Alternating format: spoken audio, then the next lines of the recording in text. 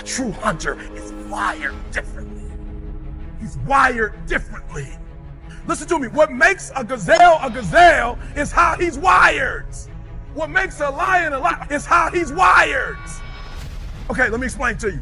When a lion sees a gazelle and the gazelle sees the lion, both beasts see each other at the exact same time. When the gazelle sees the lion, because of how he's wired, he automatically, fear takes over. When the lion sees the gazelle, he lights up. It's showtime. The hunt is on. This is what I was made for. And if you ever studied a lion, if an animal is wounded, the lion won't even do what?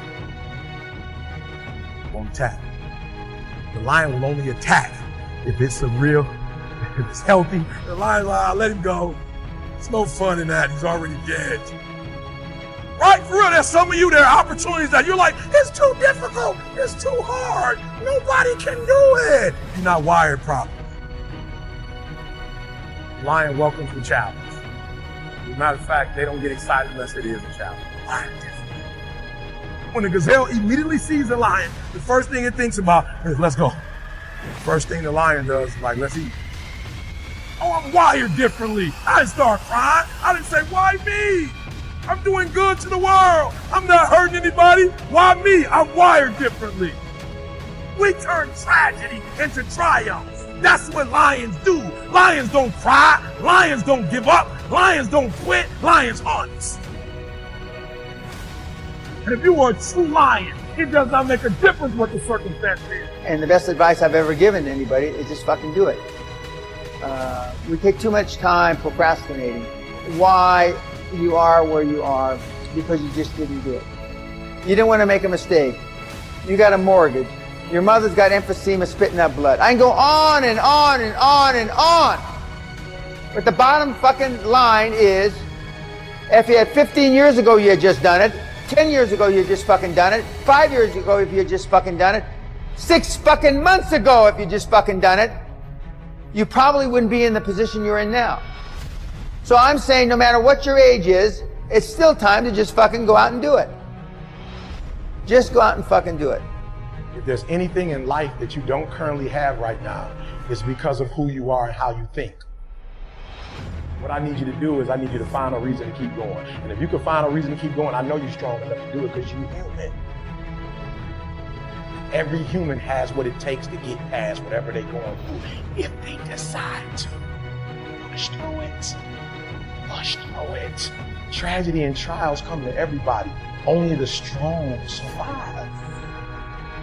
And he acts the way he thinks. You see, the size is not the problem. The weight of the elephant is not his concern. What makes him act is the way he thinks. And because he thinks he can eat the elephant, he attacks it. Leadership attitude. Now here's another amazing mystery. The elephant is larger, bigger, stronger, more powerful, heavier, and more intelligent. And yet when the elephant sees the lion, one word comes to mind: eater. The elephant is controlled by the way he thinks. He thinks that he is lunch. Therefore, his size, his weight, his power, his might, his authority is a victim of the way he thinks. It doesn't matter how big you are, how intelligent you are, how many degrees you get. It's your mind that keeps you small. You stand around and watch all the opportunities go by. They sit there, oh, I'm getting ready, Bert's getting ready, Bert's getting ready, Rick's getting ready. Oh, maybe the next one, maybe the next one. Maybe the next one. Oh, fuck, no, I'm tired now. Maybe the next one, and there comes somebody like me, just jumps on the fucker and eats it. The difference between me and everybody in this room is I have no fear of anything. Once you become fearless, life becomes limitless. Listen to me very closely. Y'all running from obstacles when in fact it's the obstacle that's going to take you to the next level. Like y'all running from pain, y'all running from challenges. You telling me how difficult your life is. Do you understand it is the difficulty that's going to prepare you and take you to that next level? For some of you, when you do what you do, you act as if you have another opportunity. Every opportunity is the last opportunity. You can't just say you want it. You can't watch the video and say, I want it as bad as I want to breathe. It's cute to say it, but when it's showtime, when the sun comes out, you got all the books, you got all the tapes, you got all the access. Now it's time to hunt. If it was easy, everybody would do it. But if life's got you down, I need you to get up and prove them wrong. You can decide that you're going to change, that you're going to stand up to life. You can decide that I'm going to live each day as if it were my last.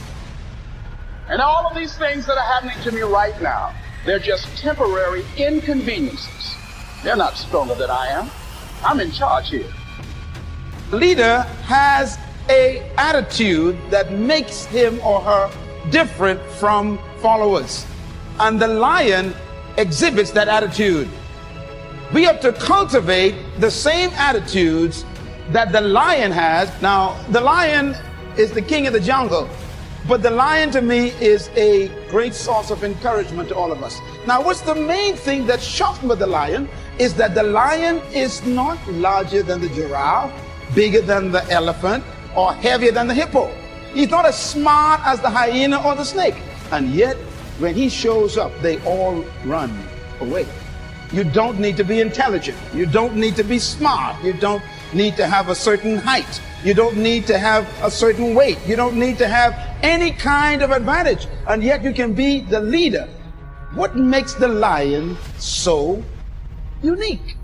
An army of sheep led by a lion will always defeat an army of lions led by a sheep, because leadership can transform cowards into violent warriors. Why would a lion become the king of the jungle when he has all of those limitations? I'll never forget, I had a conversation with Les Brown.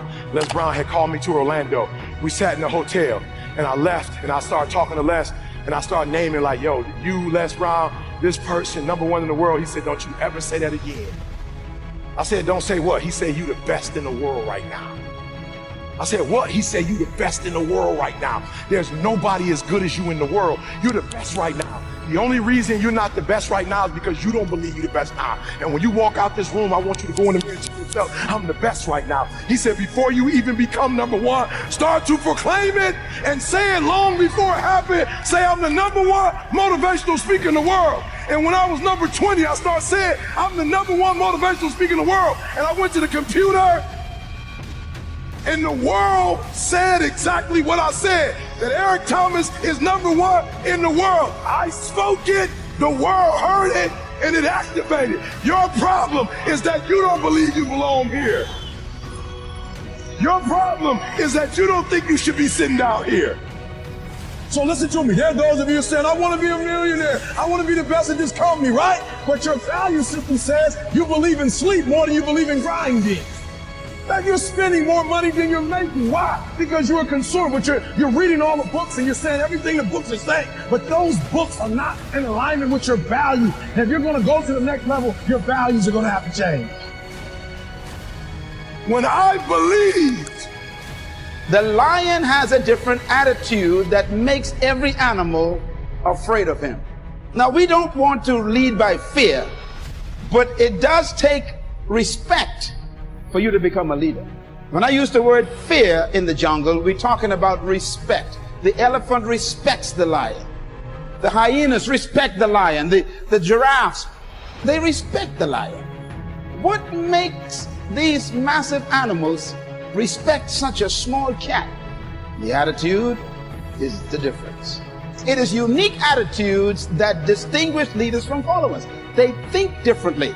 That's because attitudes produce certain behaviors, and those behaviors stretch the leader beyond the limitations of the norm. In other words, it is the thinking of the person that makes them see circumstances differently.